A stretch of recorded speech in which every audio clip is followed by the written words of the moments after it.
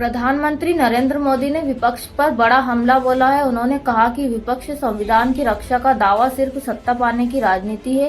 कांग्रेस ने इसे तानाशाही रवैया बताते हुए तीखी प्रतिक्रिया दी है। संसद में इस मुद्दे पर गर्मागर्मी तय है।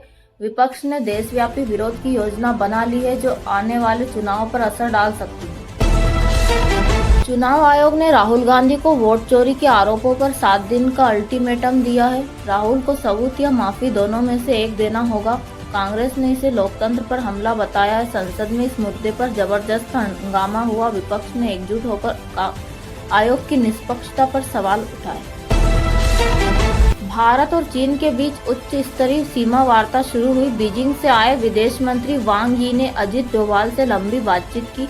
दोनों पक्षों ने तनाव कम करने और व्यापार बढ़ाने की पर सहमति जताई। पीएम मोदी और वांग यी की मुलाकात आज शाम होगी। इस पहल का वैश्विक समुदाय ने स्वागत किया है।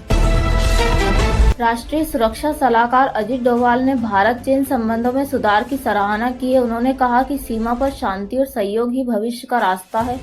सरकार ने इसे बड़ी कूटनीतिक जीत बताया। हालांकि विपक्ष विदेश नीति पर सवाल खड़े कर रहा है। ये घटनाक्रम भारत की वैश्विक स्थिति को मजबूत कर सकता है। विदेश मंत्री एस जयशंकर रूस की 3 दिवसीय यात्रा पर रवाना हो गए हैं। इस यात्रा में रक्षा, ऊर्जा और व्यापार प्रमुख मुद्दे होंगे। रूस ने भारत को अपना रणनीतिक साझेदार कहा है।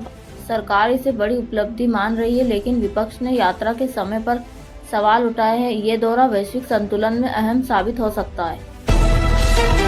इंडिया ब्लॉक ने उपराष्ट्रपति चुनाव के लिए पूर्व सुप्रीम कोर्ट जज बी सुदर्शन रेड्डी को उम्मीदवार बनाया है। विपक्ष ने कहा यह लोकतंत्र की रक्षा की दिशा में कदम है। चुनाव 2026 में होंगे। एनडीए खेमे की ओर से नाम का इंतजार है। इस फैसले से राजनीतिक समीकरण बदल सकते हैं। प्रधानमंत्री मोदी ने उपराष्ट्रपति पद के लिए सीपी राधाकृष्णन को निर्विरोध चुनने की अपील की है। उन्होंने सभी दलों से समर्थन मांगा। एनडीए ने इसे राष्ट्रीय एकता का प्रतीक बताया। विपक्ष ने विचार करने का संकेत दिया है। संसद के मानसून सत्र में ये चुनाव बड़ी बहस का विषय बना हुआ है। इंडिया ब्लॉक ने बिहार एसआईआर के खिलाफ विरोध प्रदर्शन जारी रखा। विपक्ष का आरोप है कि चुनाव आयोग वोट चोरी में शामिल है। तेलंगाना कांग्रेस ने किसानों के लिए यूरिया की मांग उठाई। संसद में हंगामे के बाद सदन स्थगित करना पड़ा। सरकार ने सभी आरोपों को सिरे से खारिज किया है।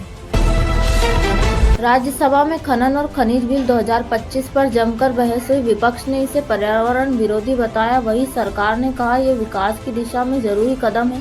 कई संशोधन सुलझाए गए। बिल पास होने की संभावना जताई जा रही है। इसका असर देश के खनन क्षेत्र पर सीधे दिखने को मिलेगा।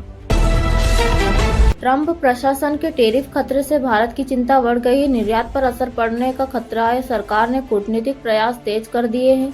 विपक्ष ने विदेश नीति की नाकामी बताई। संसद में ये मुद्दा गूंजा। आर्थिक विशेषज्ञों ने भी नुकसान की आशंका जताई है।